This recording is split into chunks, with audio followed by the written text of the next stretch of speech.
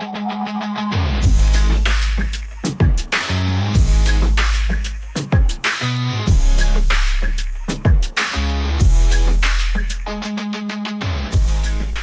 pero muy buenas, bienvenidos y bienvenidas a un nuevo Hoja en Blanco. En plena era de la información, con todas las herramientas disponibles para acceder a vastas cantidades de datos, documentos, producción intelectual y artística, es decir, en el momento histórico en el que literalmente está más al alcance de la mano que nunca, tomar conocimiento profundo, prácticamente de la temática que uno quiera, es cuando se da la paradoja de toparnos con el fenómeno al que le vamos a dedicar la página de hoy en Hoja en Blanco. Hablamos del negacionismo. Se trata de una práctica en la que ciertos individuos eligen negar rotundamente la realidad a fin de evadir una verdad que les resulta incómoda. Es definida por distintos autores como el rechazo a aceptar una realidad empíricamente verificable. En esencia, se trata de un acto irracional que no acepta una verdad demostrada científicamente en favor de una mentira sostenida por planteamientos pseudocientíficos. Y ustedes se preguntarán, ¿qué es lo que se puede llegar a negar? Bueno, prácticamente lo que a uno se le ocurra. Desde posturas que sostienen que la Tierra no es esférica, una de las más famosas, pasando por enfermedades como el SIDA o el COVID, hasta hechos históricos globalmente aceptados y demostrados como distintos genocidios que se han perpetrado en la humanidad. Los de los primeros grupos que les mencionaba, es decir, aquellos que plantan banderas sobre que este planeta es plano o que las vacunas son un mecanismo para implantarnos chips que se conectan a la red 5G de celulares, van muy de la mano del conspiracionismo. Otro tema que da para hablar muchísimo y que seguramente le vayamos a dedicar un programa acá en Hoja en Blanco más adelante. Pero hoy vamos a detenernos en particular en la práctica del negacionismo histórico. Allí podemos encontrar grandes capítulos que resaltan con mucha fuerza, como por ejemplo los negacionistas de la Shoah, es decir, el holocausto del pueblo judío perpetrado por el nazismo, o también el no reconocimiento del genocidio contra los armenios, o hasta un revisionismo histórico que niega el esclavismo en los Estados Unidos. Tristemente la lista es muy larga y podríamos estar rato repasando varios hechos similares.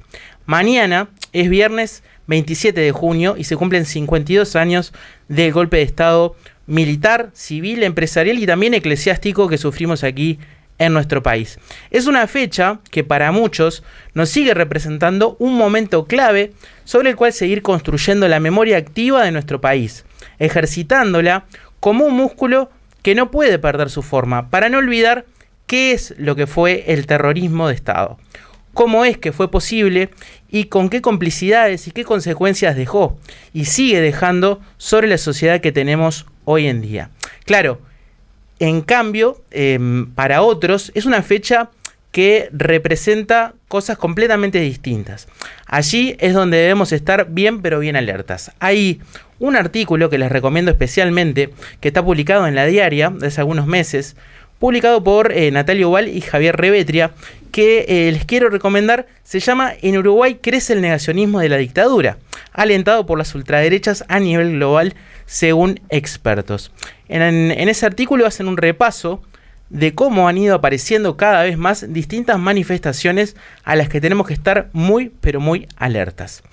Una de ellas, por ejemplo, se ve en redes sociales, con varios posteos de algunos trolls y otros no tan trolls, de que, por ejemplo, los desaparecidos no existen en nuestro país, que están en Europa, vacacionando, mantenidos con el dinero que recauda familiares de detenidos desaparecidos. A ese nivel de perversión y delirio es al que se puede llegar. Pero lamentablemente, expresiones en ese tono de negar los hechos de nuestro pasado reciente no se han visto solamente en el tecleo virulento de algún ignoto tuitero, sino que también aparecen en publicaciones como por ejemplo los del ex comandante en jefe de las Fuerzas Armadas, Guido Manini Ríos, líder de Cabildo Abierto, que hace 4 años eligió la fecha del 20 de mayo para hablar sobre el Día Mundial de las Abejas, puntualmente. Una provocación tan innecesaria como burda. Pero incluso, si nos venimos más acá en el tiempo, este año concretamente, el candidato a la Intendencia de Montevideo, Roque García, algunos lo recordarán, un paracaidista político que reside en Suiza y un golpista trasnochado que defiende la interrupción democrática y relativiza completamente el terrorismo de Estado. Hablamos de dos integrantes de una fuerza política que, vale señalar, se asoció para hacer coalición de gobierno y electoral con los partidos políticos más antiguos del mundo, como el Partido Colorado y el Partido Nacional. Algo para realmente da para preocuparse.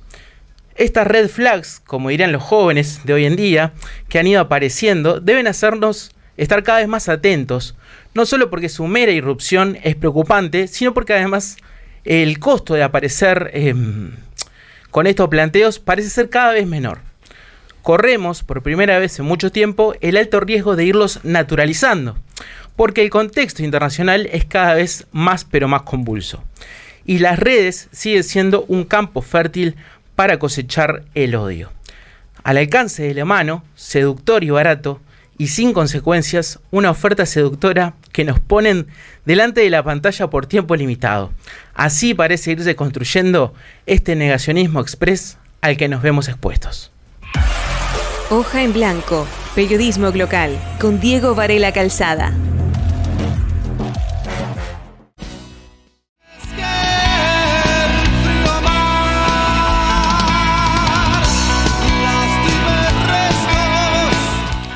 Y adornamos sonoramente este momento con La Trampa y su clásico del año 1994, Milonga Mar 1973.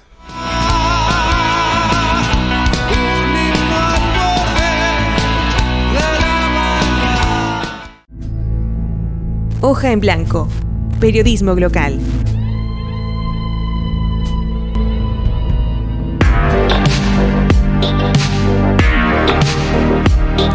Y qué mejor que para hablar de negacionismo y en estas fechas tan importantes, como decíamos, víspera de un aniversario del golpe de Estado, que invitar a dos grandes amigos de la casa, aquí de la Uniradio y además de la FIC. Estamos recibiendo hoy en Hoja en Blanco a Antonio Pereira, profesor egresado del IPA, integrante del equipo de historia de la FIC, magíster en investigación en historia contemporánea por el CLAE, participa en el dictado de cursos además vinculados a historia contemporánea e historia de los medios. ¿Cómo andas, Antonio? ¿Cómo va, Diego? Gracias por la invitación, un placer. Gracias por estar acá. Y también Emma Zaffaroni, profesora de Historia, egresada del IPA, magíster en Educación, Sociedad y Política por Flaxo, hasta el año pasado docente del Departamento de Ciencias Humanas y Sociales de la FIC y además colaboradora recurrente de Comunidad Ovelar aquí en la Uniradio. ¿Cómo estás, Emma? Muy bien, muchas gracias por la invitación en este otro espacio. Es un verdadero gustazo poder compartir mesa junto a ustedes. Y este tema del negacionismo lo charlamos un poquito fuera del aire, que tiene algunos puntos de partida, pero a la vez con el paso del tiempo se ha ido convirtiendo en una materia muy fluida, laxa, ¿no? Que puede arrancar para diferentes lugares. Sí, en realidad a mí es como... Hay una cuestión en torno al negacionismo ligado inicialmente a lo sucedido en la Segunda Guerra Mundial, con lo que vos planteabas en el editorial sobre el negacionismo con la Shoah, ¿no?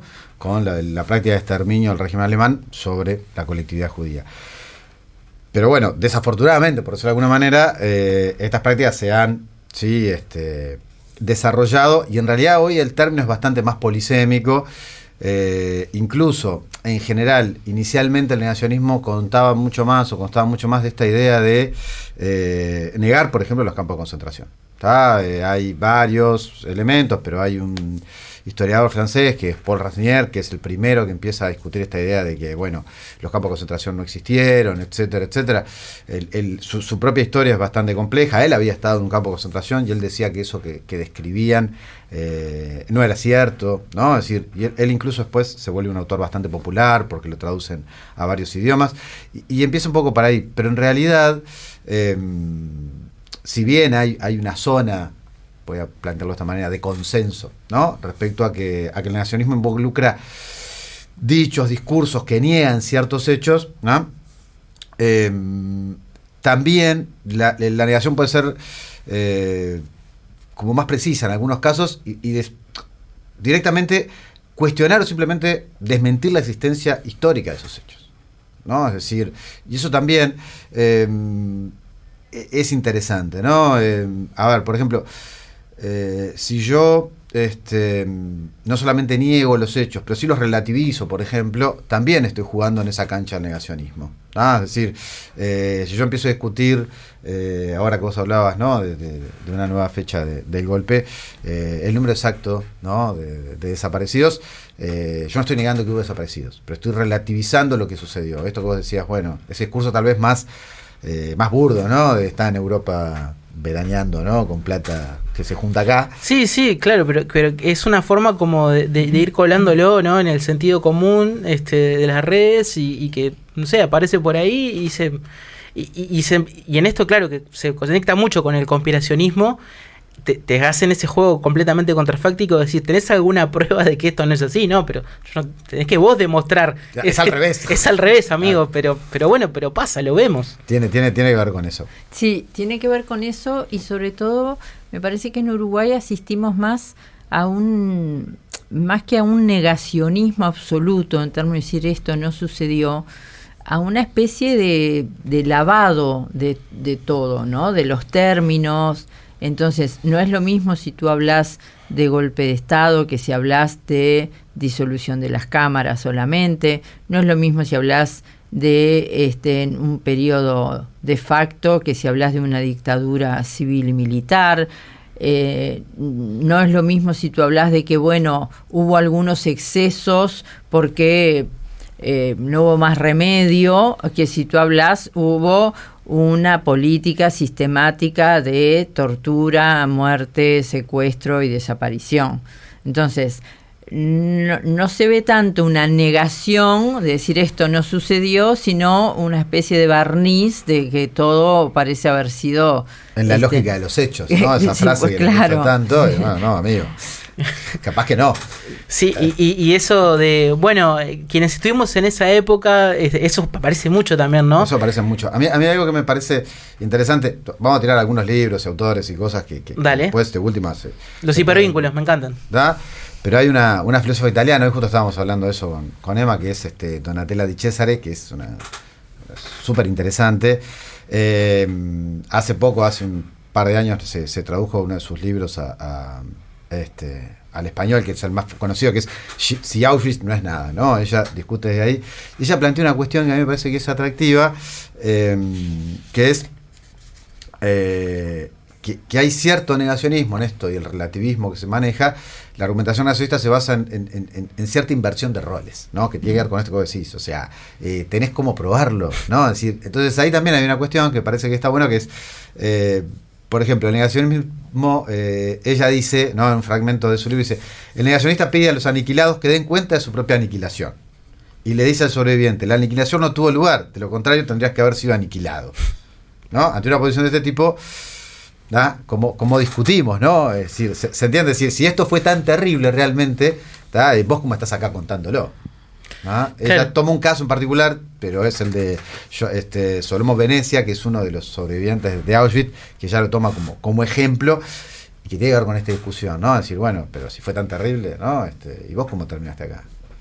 O sea, aparte, claro, es como una especie de arma de doble filo, ¿no? Porque las evidencias parecen ser tan claras que la contundencia de los hechos hace que a veces pueda ser más dificultoso poder explicar las cosas, ¿no? Porque es como que decís, es como que hay cosas que son más debatibles y uno ya tiene hasta como elaborados procesos cognitivos para decir, bueno, te voy a explicar por acá, por allá, como que uno se rebusca más, pero es como, claro, como lo que decíamos de quienes se enfrentan a decir que la Tierra es plana. Llega un momento es como que decís, me agota hasta tener que estar explicándolo.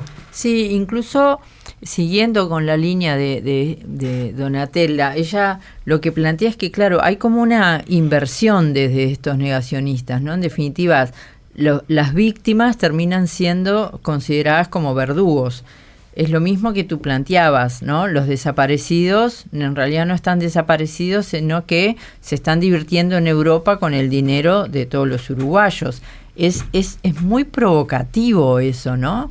Y también lo que pasa es que hoy en día me parece a mí, en el marco de que en las redes yo publico lo que quiera y eso rebota, no rebota, va, viene, no hay ningún...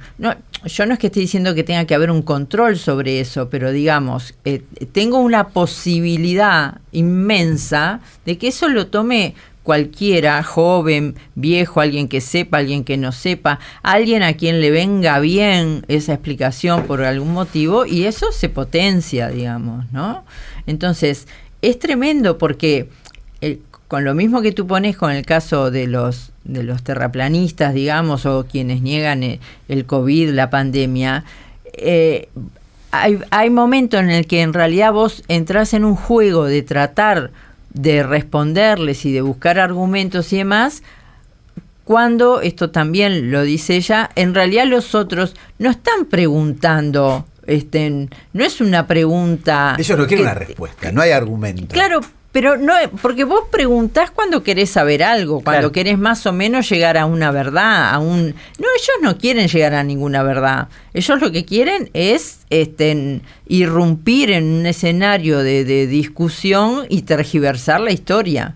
Entonces, capaz que ni siquiera hay que gastarse tanto en contestarles con argumentos, ¿no? Yo qué sé, ¿qué vamos a explicar? ¿Que la pandemia existió? ¿Que el COVID existió? Bueno, yo qué sé. Está bueno como consejo de vida. No, claro. Bueno, en realidad yo todavía estoy esperando mi chip 5G, pero no importa. Sobre todo para no tener que gastar en datos. Claro, estaría buenísimo, imagínate. No, pero hay una cuestión en esto, pero yo que me quedé pensando y que lo habíamos también conversado, ¿está? Que también, por ejemplo, no, ustedes hablan de los terraplanistas, pero por ejemplo, tipos como Trump, ¿no? Posiciones negacionistas, o bueno, Bolsonaro, que lo tenemos acá a la vuelta, ¿no? Que rechazan, por ejemplo, el cambio climático. El cambio climático. ¿Está? El rechazo del cambio climático, en realidad, lo que hace es responsabiliza a los ambientalistas, a los ecologistas, tratando de imponer, ¿sí?, una agenda que responde a algún tipo de poder, que no sabemos cuál es, pero que no existe. Entonces, hay líderes políticos que eso también creo que tiene que ver con esto de las nuevas derechas. Tenemos que traer a Fernando Drover, compañero del equipo que trabaja sobre estas nuevas derechas, pero que discuten, estos líderes políticos tienden a saltarse la intermediación de las instituciones. Entonces, ¿qué quiere decir esto? Es como un poco esa lógica de yo hablo directamente con mi pueblo, ¿no? O sea, en el medio no hay nada, no hay otros poderes, no hay poder legislativo, no hay poder judicial, no media la prensa, es decir, yo me dirijo directamente, ¿no? Es decir, y el discurso de Trump en ese sentido para mí es fantástico. Él dice, bueno, yo voy a defender nuestra identidad, ¿no? Y esto lo plantea él en su asunción, ¿no? De nuestra pureza, que está siendo atacado por ellos.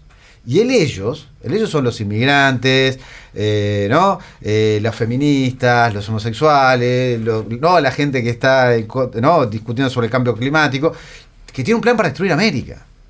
¿Tá? Yo voy a defender nuestra identidad, nuestra pureza. Él utiliza esas construcciones, nuestra identidad homogénea, ¿tá? Y él dice, soy el salvador de Estados Unidos, ¿tá? Del cuerpo místico de los Estados Unidos, soy quien defiende a esta nación de sus enemigos, unos enemigos que nunca están claros, ¿no? Y que implica borrar como con todo lo otro, ¿no? Entonces eso también es interesante, porque creo que en esto de las redes que ustedes planteaban y estos años que nos han tocado vivir y esta irrupción de las nuevas derechas, también hay una construcción en esto, que es que tenemos varios líderes políticos que están en este viaje. Claro. ¿No? Sí, es decir, entonces eso también es una señal de alerta, ¿no? Sí. Es decir, que construyen. Lo último digo sobre esto, pero el asalto del Capitolio fue una muestra de ello. ¿No? El intento de golpe de Estado en Brasil de Bolsonaro cuando la asunción de Lula fue una réplica calcada. Exacto, además, o sea. ¿no? Es decir, podemos hablar del fenómeno Milei en Argentina, que no le falta nada, no agarra a llenar los tickets, ¿no? Y de negacionismo, relativismo, y está ahí. Es decir, entonces me parece que también tiene que ver con esta idea de negacionismo, que como decíamos al principio de toda esta primera parte que venimos hablando, se ha ido volviendo más polisémica, más laxa, ¿tá? Es decir, que tiene como distintas aristas, que creo que son todas varias, y está bueno mirarlas todas más allá de ese concepto originario, ¿no? De negacionismo. Sí, y estos líderes manejan un discurso además que nos recuerda de forma muy patente los discursos que tuvimos en fines de los años 60, en los 70, en el golpe de Estado. Es decir, ese discurso de que nosotros estamos acá para salvar a la patria del enemigo, de ese enemigo interno, además, que consolidó la doctrina de la seguridad nacional, pero que nunca se define, ¿no? Y que se mezcla todo. Es decir, enemigo es todo aquel que se opone hasta a la democracia, porque en realidad en las barridas que hubo en las dictaduras del Cono Sur también cayeron cantidad de demócratas. Bueno, en el caso del Uruguay, los parlamentarios que fueron asesinados en Buenos Aires, por ejemplo, ¿no? Entonces, se abre un abanico ahí, que es como que el que no está conmigo está en contra de mí, y en esa figura del enemigo entra todo. Sí, y además estos discursos, una de las cosas que siempre me resultó más interesantes es como, por ejemplo, lo vemos en el caso uruguayo, pero podríamos ir al de otros países, hay una alusión permanente al nacionalismo, ¿no? A la defensa de me están atacando el enemigo exterior, pero en realidad es un pseudo nacionalismo porque son voluntades completamente atadas y sujetas a poderes del norte, a las potencias imperiales como Estados Unidos, como el Reino Unido, y respondiendo militarmente y hasta económicamente a sus intereses. Entonces, diría, ni siquiera desde ese lugar hay una coherencia. Lo que pasa es que el nacionalismo también, ahí nos vamos a otro viaje, pero la culpa es de Diego, yo aviso, ¿sabes? ¿Para qué me invitan, no? Claro, ¿para qué me invitas a cómo me pongo, no? Pero ahí hay una cuestión que me parece interesante cuando discutimos sobre los nacionalismos, que tiene que ver con la idea de otredad, Diego. Es decir, yo soy porque no soy el otro. O sea, yo soy uruguayo porque no soy ni argentino ni brasilero. Entonces, en esa construcción básica o primaria de la construcción del nacionalismo, esto juega.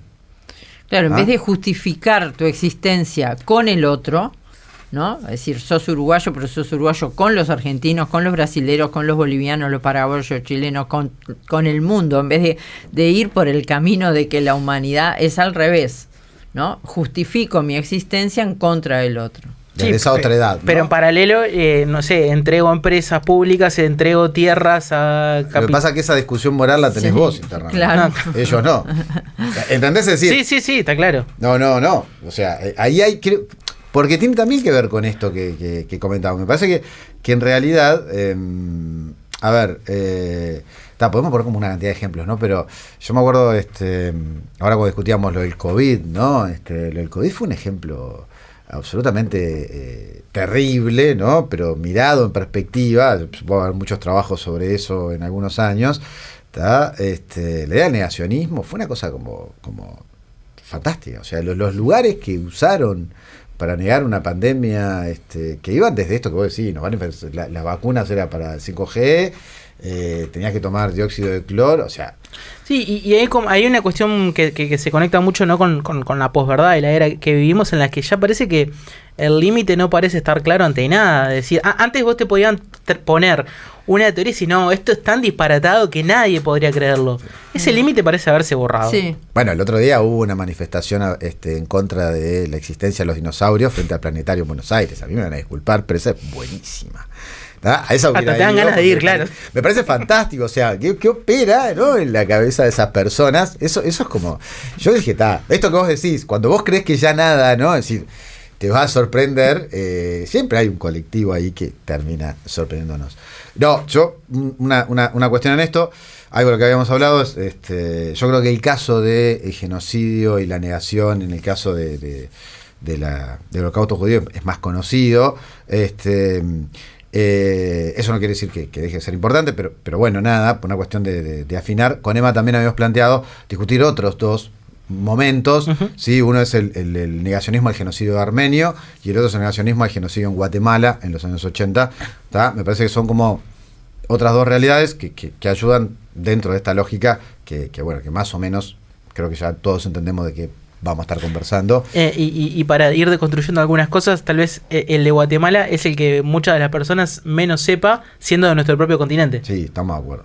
Sí, pero aparte es como... A mí siempre me llamó la atención y es como... Es un genocidio que es terrible lo que voy a decir, pero el tema de cómo se lo revisa y cómo vuelven y esto del relativismo también tiene puntos de contacto con esto que planteaba Emma, ¿no? De cuáles son los discursos, por ejemplo, post-democracia en Uruguay, ¿no? Hay que dejar de mirar para atrás. ¿No? Así, ¿se entiende lo que estoy diciendo? Sí. a ver, mataron 250.000 personas, hay que dejar de mirar para atrás.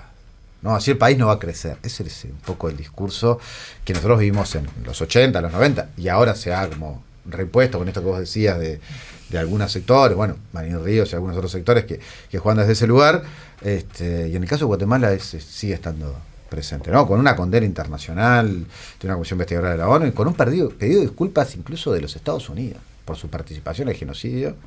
¿Tá? Que no es algo que se logre todos los días, parece ¿no? algo tan fácil de lograr, muchachos. No es que Estados Unidos va ahí pidiendo disculpas todo el tiempo, claro, precisamente. No se ha logrado que lo hagan con el genocidio armenio, o sea, y en el caso de Guatemala sí se logró, y bueno, parecería ser que no es suficiente. Sí, hay una cuestión que ustedes tocaban hace un ratito sobre, bueno, la época de los periodos dictatoriales, que me parece relevante también para traerlo en perspectiva con lo que pasa ahora, ¿no?, de las nuevas derechas, que es que tal vez en aquel momento estaba como mucho más claro que eran regímenes autoritarios y totalitarios. Ahora estas nuevas derechas se basan de alguna forma en algo que supuestamente quisieron combatir toda la vida, que es el populismo, ¿no? No es nuevo en la historia, porque ya supimos, ¿no?, a lo largo de la historia de populismo de derecha, pero ahora parecen estar confluyendo muy especialmente y proliferando con más notoriedad que nunca. Y en esos casos están permanentemente presentes los discursos de odio y los discursos negacionistas. ¿Por qué es que, digamos, estos fenómenos se agarran tanto de estas herramientas del negacionismo, de cosas que todos tenemos ya, se supone que eran consensos sociales, ¿no?, de lo que había pasado? Yo creo que hay, yo te decía hoy hace un ratito, esto de la vinculación entre la historia y la política y los usos públicos de la historia y la lucha por el pasado. Eso está siempre. Y la historia por supuesto que es esencialmente diferente de la política, son dos campos completamente distintos, pero de alguna manera se encuentran, y a eso le podemos sumar la memoria, se encuentran en esa lucha por el pasado. ¿Qué explicación das tú de lo que pasó? Te arma también una interpretación del presente que estás viviendo, ¿no? Entonces, ¿qué referentes tomás tú para construir esa historia? ¿Qué explicaciones tomás tú? Una cosa es decir, bueno, acá hubo responsables en el genocidio de Guatemala, hubo responsables en en el terrorismo de Estado en todas las dictaduras del Cono Sur, y otra cosa es decir, bueno, eso capaz que pasó, capaz que no está claro, pues entonces ahí nos ponemos a afinar, ¿no? Pero fueron 30.000 los desaparecidos en Argentina, pero los 197 desaparecidos en realidad no desaparecieron en Uruguay todos, entonces, ¿ves? No es del todo cierto, o sea, o entramos en esas pavadas, digamos, porque no es que sean pavadas en sí mismas, pero digo, a los que estudiamos estos temas nos da como mucha rabia estar y aparte que discutiendo ese nivel. Tiene una intencionalidad de socavar el discurso, ¿no?, y construir la memoria. Entonces, caes en eso y entonces negás ese pasado o lo modificás, como decíamos, lo ablandás, lo lavás. Y entonces vos aparecés como un constructor de otras cosas, ¿no?, de otros caminos. Y encima con esta novedad de llevar la libertad como la principal bandera, ¿no? Entonces vos decís, yo no entiendo nada, porque ya nos costó un poco el tema de la libertad en el momento de la pandemia, ¿no? Lo de la libertad responsable, bueno, pero a ver, ¿cómo es esto? ¿Cuánto juega mi libertad? Siempre el tema de la libertad es un tema bastante complejo, y está el tema de mi libertad y la tuya y la del otro, y cómo se conjugan y demás. Pero resulta que ahora vemos estos regímenes que nos hablan de la libertad y de que son todos libertarios, y uno dice, bueno, me tengo que poner al día con estos papeles, porque a mí la libertad era otra cosa. Lo que es claro, todo lo que yo estudié, los libertarios eran otros, no eran estos, ¿no? Entonces, claro, se van construyendo estos discursos y prenden estos discursos. Porque además en eso también me parece que prenden en cierto sentido, en parte la pandemia tuvo que ver con esto. Sí, es decir, hay varios análisis que discuten sobre esto de que tuvo un poco que ver con esto, con la construcción de ciertos grupos, redes, etcétera, etcétera. No sé, si uno se pone a mirar el caso de Estados Unidos, grupos como QAnon, ¿sí? Que hay una serie en HBO que está buenísima, digo, pero que se generaban como esos grupos de organización, muchos de ellos conspiranoicos, etcétera, generó cierta masa social dispuesta a comprar estas propuestas. Yo creo que también está ahí, es decir, y creo que también, en esto voy a ir a algo que se discute siempre cuando nosotros hablamos de los modelos, por ejemplo el nazismo en Alemania, el fascismo italiano, ¿no? Su llegada al poder, incluso el caso del franquismo en España, ¿no?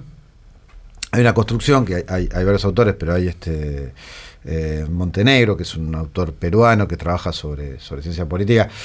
Él dice que estas doctrinas son todas oportunistas.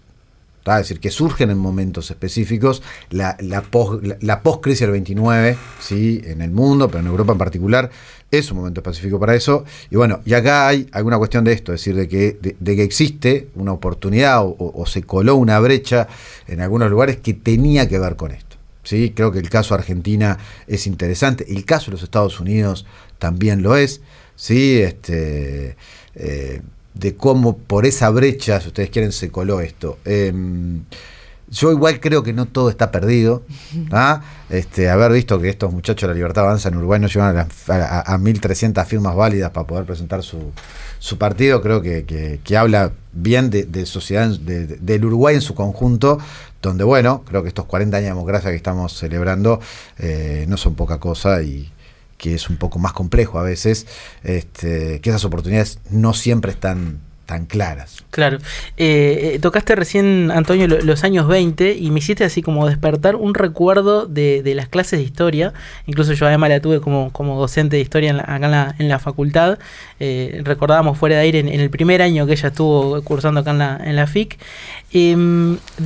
Una sensación que siempre tuve como estudiante, que era cuando me hablaban de los años 20, de los años locos, que decían, no, la gente había salido de las guerras y se pensaba que era un dinamismo, todo iba a ser progreso, ya nadie iba a detener a la humanidad, estábamos como...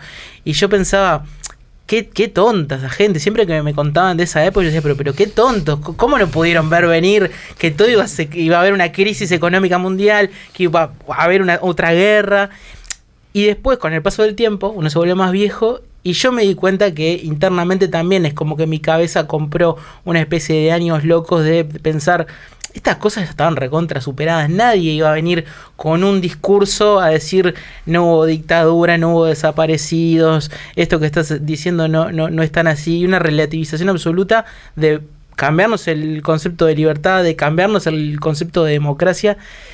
Y me sentí como... la pandemia íbamos a salir mejores. Sí, mejores.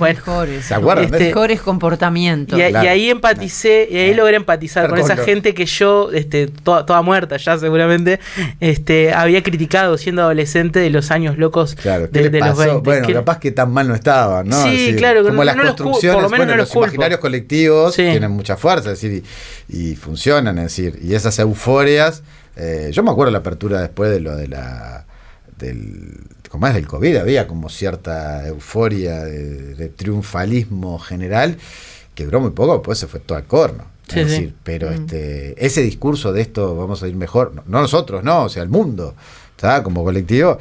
Y no, o sea, había un viejo ilusionista argentino, Tuzán, que decía puede fallar. Obvio.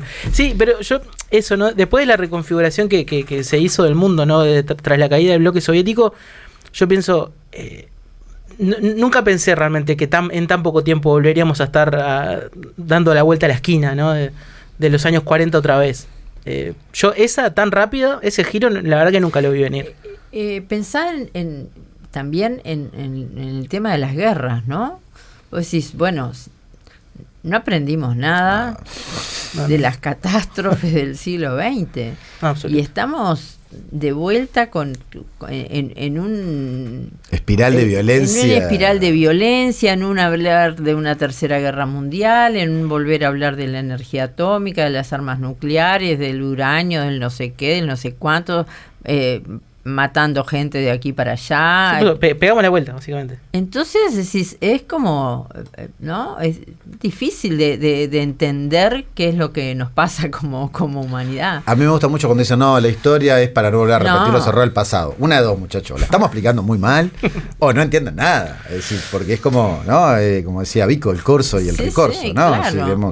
Estamos vuelta en este viaje. Y en estas explicaciones en Uruguay, ¿no? Respecto al 27 de junio y a todo lo que sucedió, a los que nos hemos dedicado a estudiar un poco esos procesos y a enseñar sobre todos esos procesos, hay veces que yo he compartido mucho de esto con Carlos de Masi, ¿no? Gran historiador, pero bueno, hemos coincidido en muchos ámbitos. Y a veces nos encontramos y decimos, otra vez tenemos que salir a explicar lo mismo, ¿no? Otra vez tenemos que salir a decir, ¿por qué hubo la polémica que hubo hace un par de años cuando la transformación educativa esta sacó el término terrorismo de Estado de los programas de tercer año? Bueno, no es que nosotros seamos maniáticos de los términos, ¿no? Pero no es un problema de maniáticos, es un problema de que una cosa es decir terrorismo de Estado y otra cosa es decir hubo algunas violaciones o algunos excesos o algunos problemas. No. Entonces, vos decís, pero no puede ser, ¿no? Yo me acuerdo que lo primero que dije cuando alguien me entrevistó, por eso digo, yo pensé que este tema ya estaba cerrado, claro. Ya está, ya habíamos salido a discutir, los demás sí había tenido unos problemas tremendos, fue un lío, la prensa, los políticos, ¿no? El parlamento, esto, lo otro, ya está, no, ¡pling! Vuelve a aparecer. Hace otros años los estudiantes del IABA hicieron una actividad, otra vez, que la laicidad, no se puede creer, ¿no? Que esto siga apareciendo año tras año. Es eso, a veces hay un momento en que sí, bueno, pero a ver, cada vez hay más investigaciones, cada vez hay más publicaciones. No solamente publicaciones, por suerte tenemos novelas, películas, otros productos culturales, ¿no? Cada vez otra forma de acercarse a la historia, ¿no? A la apropiación del conocimiento. Totalmente, lo hemos incluido antes de esta transformación en todos los programas de historia de la escuela, del liceo, del bachillerato, de formación docente, y seguimos, cada tanto vuelven a aparecer estas cosas. Entonces es muy duro. Sí, es como una especie de desilusión, no sé, epistemológica, académica, pero sobre todo humana. Sí. Que genera, ¿no? El tener que estar reenganchándose todo el tiempo. Pero yo creo que el déjà vu funciona. Yo estoy convencido que de la misma manera que nos están tocando volver, por decirlo de alguna forma, ciertos revisionismos de épocas oscuras, también nos va a volver a tocar volver a vivir, ¿sí? Estas etapas donde la gente se ilusiona, ¿tá? Y cree que no va a volver a pasar. Y bueno, que forma parte de dar la pelea. Yo creo que tiene que ver con eso. O sea, me parece que en estas situaciones que a veces nos superan, lo que no nos puede ganar es el derrotismo, ¿no? Es decir, creo que el combate es lo que mantiene la disputa. A mí, en realidad, creo que vale la pena la disputa, y aunque en distintos momentos de la historia, los historiadores y a distintos actores sociales, políticos, vas con las de perder. Pero bueno. Bueno, por eso estamos acá, por eso seguimos enseñando lo que seguimos enseñando, por eso se sigue investigando, y toda esta línea, por ejemplo, que ha abierto la Facultad de Humanidades con Magdalena Broquetas y todo su equipo sobre las derechas y las extremas derechas, desde mucho más atrás que el golpe de Estado, ¿no? Eso también es un dato interesante, ese Uruguay de los años 50. Aquel Uruguay feliz. El Uruguay feliz, como el Uruguay no hay, el Uruguay, la Suiza de América, la sociedad hiperintegrada. Bueno, hay otras miradas sobre eso, ¿no? Sí, y en eso le voy a hacer una pregunta incómoda, tal vez como historiadores. En esto de encontrarnos con tantos negacionismos, ¿hubo una especie de metanegacionismo de negar que estos negacionismos podían estar tan presentes de nuevo? O sea, como que los barrimos. Jugada. Exacto, como de cosas jugadas, y que los fuimos barriendo un poquito por abajo de la alfombra y pensando que ya nadie sostenía estos discursos. Yo a nivel de la academia realmente yo no sabría decirte. No he estado investigando tanto últimamente. Eso es bien una pregunta para la gente que está trabajando en el CEIU y demás en estos temas. A nivel personal, si digamos a nivel humano, no del todo, porque ¿sabes qué? La práctica de enseñar te muestra que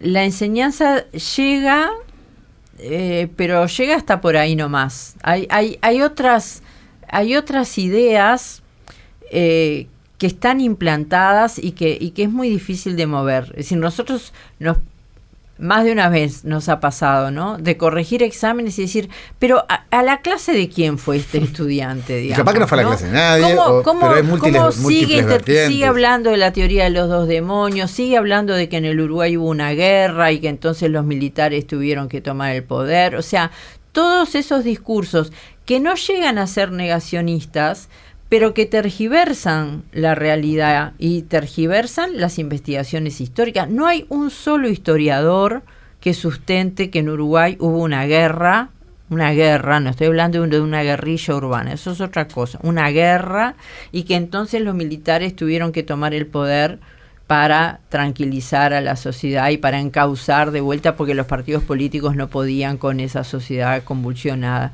No hay un solo historiador que sostenga eso.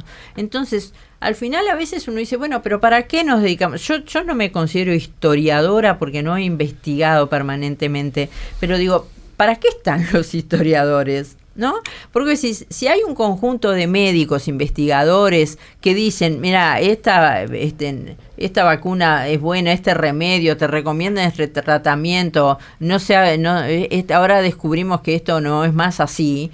Bueno, vos en general te muestran, te dan pruebas, vos les creés. ¿Por qué los historiadores tienen que estar siempre volviendo a explicar las mismas cosas? Porque siguen compitiendo de alguna manera con ese discurso político, que es eso, que quiere apropiarse de una interpretación del pasado que no es para nada. Yo no digo que la historia sea súper científica, pero la historia tiene un cuerpo para manejarse, ¿verdad? No es que cualquiera se sienta y escribe sus memorias y eso es historia, no.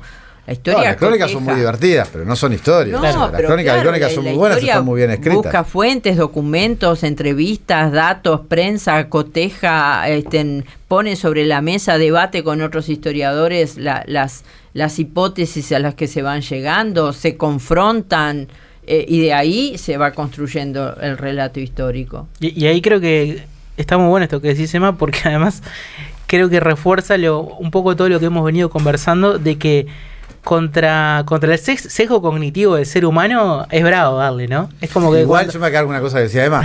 Esto arrancamos diciendo, pues decir, bueno, los médicos aportan pruebas y dijeron que la vacuna para el COVID era para darnos 5G. Es decir, creo que hay una cuestión ahí que tiene que ver con la idea del conocimiento y la curva, ¿no? Cuanto menos sabes de algo, crees que más sabes, ¿no? O sea, el sesgo cognitivo. O sea, si yo tiendo a agarrar las ideas, exacto, que refuerzan más o menos lo que yo ya pienso. Ideas, yo me estoy tratando de acordar, no me puedo acordar el nombre ahora, que se le llama el síndrome de los que fueron a robar el banco y se pintaron la cara con... La anécdota es que van a robar un banco y se van a cara descubierta y se pasan jugo de limón por la cara. Estaba creyendo que no le iban a reconocer las cámaras, que no los iban a ver, porque vieron que si uno escribe con jugo de limón sobre una hoja, y después le pasa calor, puede ver el mensaje. Bueno, y los tipos están convencidos, es más, están sumamente preocupados de cómo los habían reconocido si ellos... Se habían pasado jugo de limón. Claro, y el robo había durado, no me puedo acordar el nombre, pero el robo había durado 20 minutos, los agarró a los 20 minutos, ¿no? Entonces, me parece que esta discusión, a mí me parece que es interesante, pero que va más allá de los historiadores. Creo que tiene que ver con esto que estamos hablando. Y hay algo que también, volviendo a lo que decía esta autora Donatella, que a veces estos relativismos de los que habla Emma, es decir, por ejemplo, bueno, no hay un negacionismo sobre que acá no hubo golpe de Estado, ¿no? Pero las condiciones en las que se da es tanto más peligroso, ¿no? Que el negacionismo puro y duro, por ejemplo, de alguna forma, ¿no? Es decir, eso me parece que es claro, es bueno atender esa idea. Porque el negacionismo puro y duro, es más fácil de confrontar. Vos decís, no, mirá, no me podés decir, yo qué sé, no me podés decir que no hubo campo de concentración, anda a Auschwitz, ves, tenés las cámaras de gas, tenés esto, no me podés decir que acá no hubo dictadura, hay un decreto, ¿no?, firmado por Bordaberry, hay esto, hay lo otro, aparecieron restos humanos, o sea, no podés decir que no hubo desaparecidos. Pero lo que es más difícil de discutir es la terminología, por eso nosotros insistimos tanto en la precisión terminológica, digamos, ¿no? Es el contenido que tú le das a las palabras, a las expresiones que usamos. Entonces, si tú no hablas de terrorismo de Estado, estás negando de alguna manera que existió y que implica y que hay una responsabilidad del Estado, y estás poniendo en el mismo lugar una cosa que otra, claro, ¿no? Sí, porque el lenguaje, como bien sabemos, construye realidad en definitiva. Claro, entonces tenemos ejemplos, hay un proyecto ahora del diputado colorado Schifani para modificar la ley de sitios de memoria, porque entiende que también tienen que convertirse en sitios de memoria algunos lugares que fueron tomados por la guerrilla o que en donde sucedieron episodios. Entonces quiero correr las fechas. Entonces no se entendió nada de lo que es la ley de los sitios de memoria, no se entendió qué son los sitios de memoria, no se entendió que eso está en el marco además de declaraciones y internacionales, digamos, que especifican que responden a la acción sistemática del Estado violentando los derechos humanos, etcétera, etcétera, sino que pasa a ser, bueno, prácticamente entonces en cualquier lado en donde tuvimos un episodio de enfrentamiento, vamos a convertirlo en un sitio de memoria, ¿no? Eso no se entiende. Pero simplificado, ¿no?, con esto de que se insiste mucho, hay una memoria hemipléjica en donde solamente se habla de los muertos o los desaparecidos de la izquierda y no se toma en cuenta a los otros, ¿no? De vuelta en la lógica, esto fue una guerra, entonces acá hay unos, acá hay otros, ¿no? De un lado unos, de un lado otros, se modifica y se tergiversa el asunto. No es que la muerte de cualquier ser humano es un horror siempre, ¿no? Siempre, no estamos diciendo no importan más unos muertos que otros, de ninguna manera. Todos los muertos es una cosa que no querríamos que hubiera pasado, eso está clarísimo. Pero son categorías diferentes. Claro, y además eso de no tener completamente sopesado lo que es el terrorismo de Estado termina siendo un riesgo muy grande, ¿no?, para la democracia. O sea, claro, bueno, siempre cuando dice no, la democracia es como una especie de entelequia, no, pero no tener la posibilidad de discernir realmente qué es el terrorismo de Estado y las implicancias que tiene es no entender para qué queremos vivir una sociedad democrática. Claro. Y hablando de eso de la democracia, como para ir cerrando este bloque, creo que la democracia obviamente se basa en buena parte en consensos, ¿no? Y el negacionismo viene como a tocar, a tratar de pinchar esa burbuja de consensos que queremos construir sobre algunas cuestiones aceptadas. ¿Es en definitiva un riesgo muy grande para la democracia actual, estos negacionismos?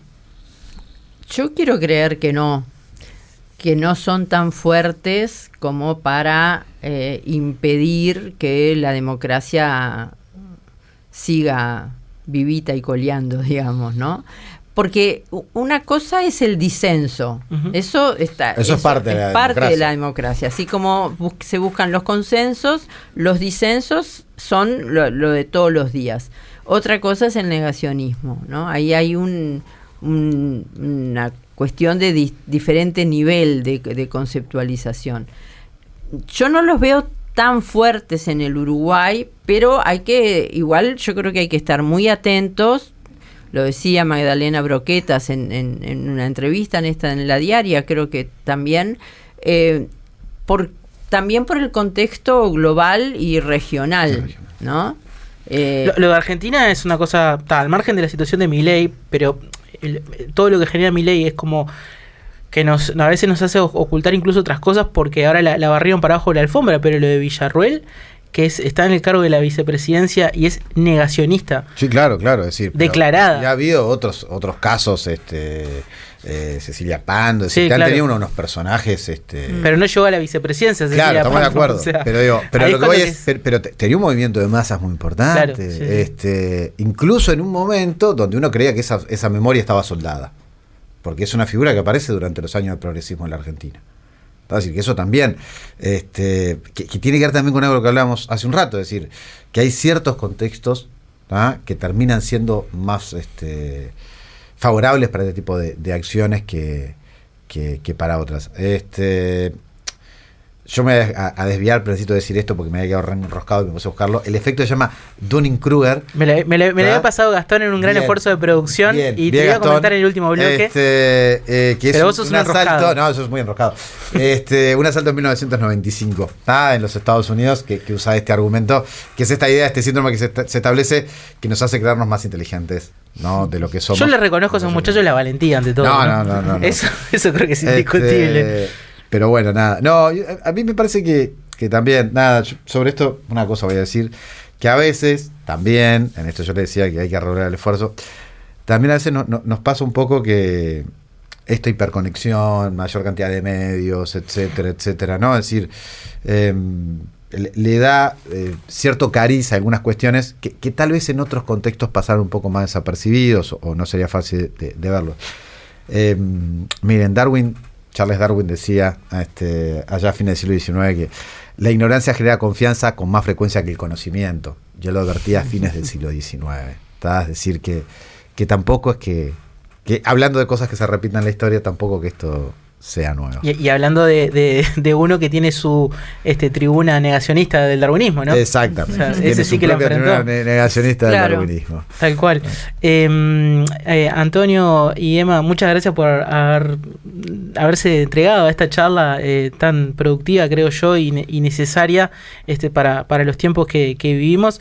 No los despido del todo porque quiero que se queden en el último bloque, así conversamos algunas cositas más y hacemos algunas recomendaciones culturales como nos gusta. Muy bien. Bueno, buenísimo. Hoja en blanco. Periodismo local.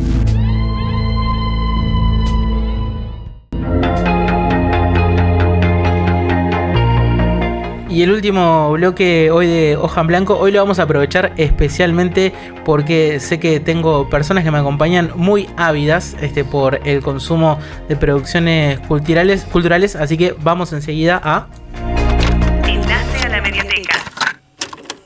Y el enlace a la mediateca de esta oportunidad va a ser no para una película uruguaya, porque creo que más o menos están casi todas conocidas por ahí en la vuelta, pero sí quiero traer una de un país que no lo mencionamos.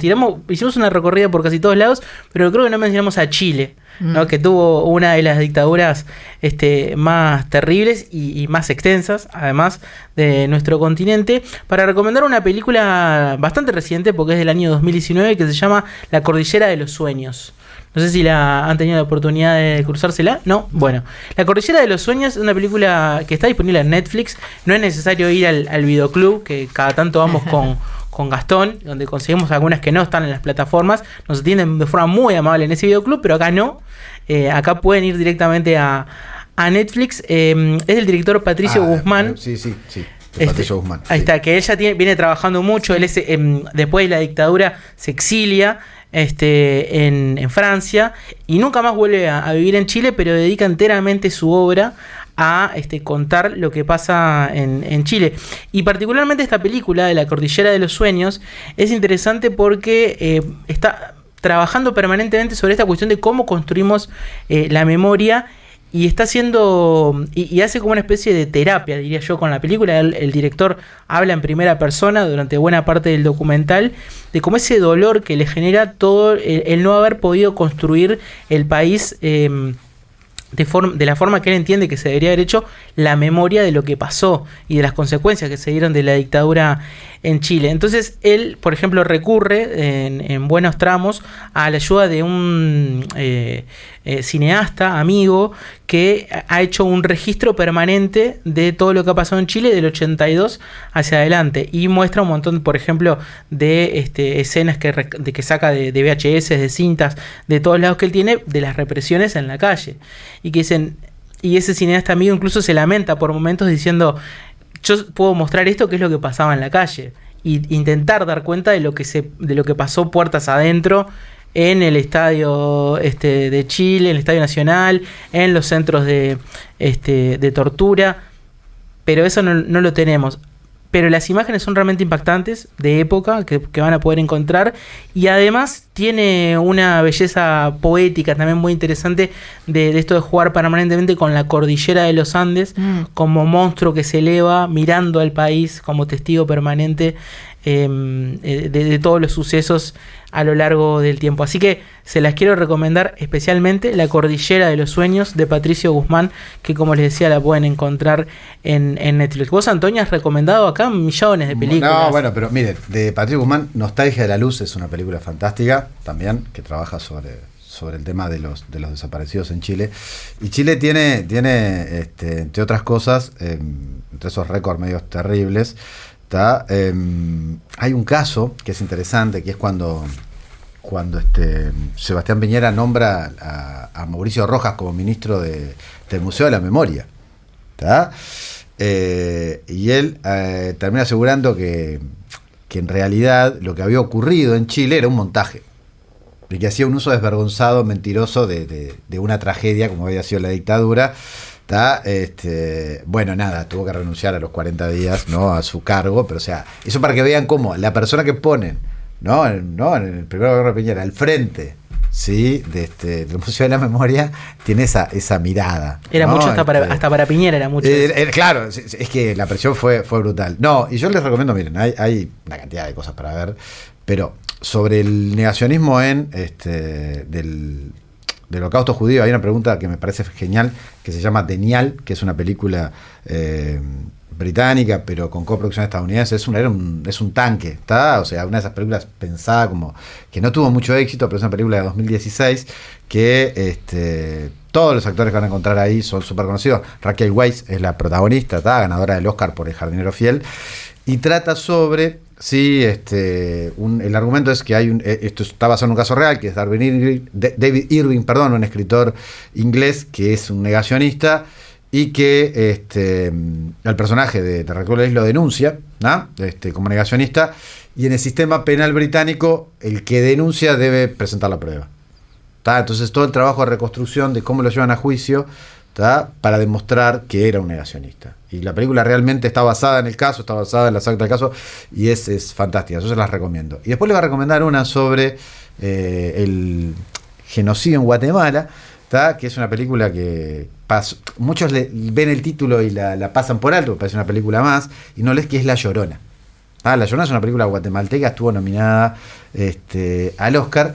El mito de La Llorona lo conocemos, pero es interesante porque este espíritu es una historia de terror, pero el espíritu a quien atormenta es a un viejo militar, ¿sí?, a cargo del genocidio de los pueblos de lengua mayense en Guatemala. Entonces, a través de eso, ¿cómo se llama? De esas permanentes pesadillas que tiene, ¿no?, y de esta persecución, se van trazando una serie de elementos sobre lo que fue el genocidio en Guatemala, que está muy bien hecho, desde una cuestión ahí como sobrenatural, que a veces creemos también, y esto me parece que está bueno plantearlo, que las películas que hablan de estos temas deben ser todas solemnes, documentales, sí, solemnes, y que hay otras formas de abordar también estas temáticas, que son otras formas de acercarnos a la historia, que me parece que también valen la pena. Entonces esa también se las recomiendo.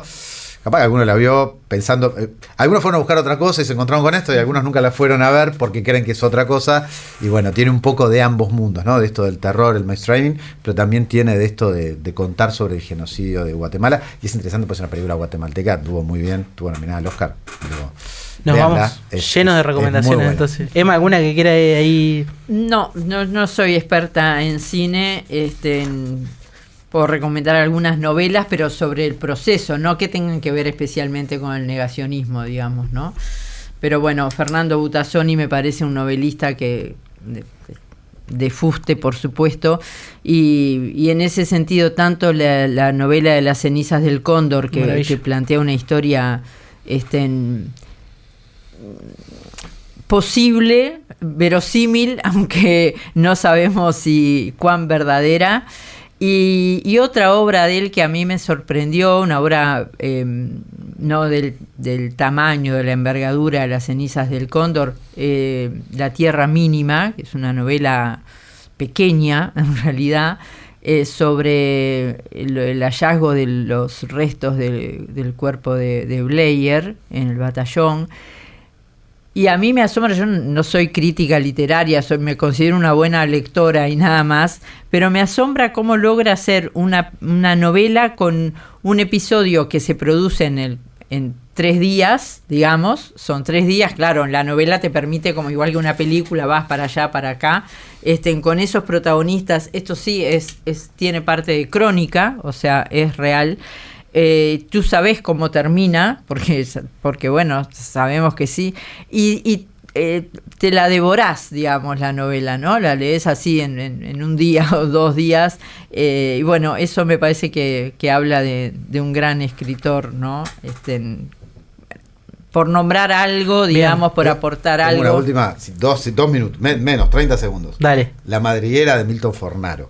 La madriguera de Milton Fornaro es una novela negra con un detective uruguayo, ¿sí? Que discute sobre el tema de el genocidio del holocausto judío, pero también con los que fueron colaboracionistas y con algunas acciones que se dan en los 50 y en los 60 en Uruguay, si se mueven 2 planos, ¿no?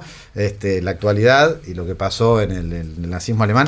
Es una novela fantástica, es una novela al estilo de la clásica novela negra de detectives, con un detective todo roto al estilo de Humphrey Bogart, pero uruguayo, que en lugar de tomar bourbon toma vino cortado que compra en el almacén de la esquina, vive ahí en la ciudad vieja. Es fantástica esa novela de Milton Fornaro, se llama La madriguera, léanla, también es una lectura que no puedes parar de leerla. La que está ubicada en el Palacio Durazno. Exacto.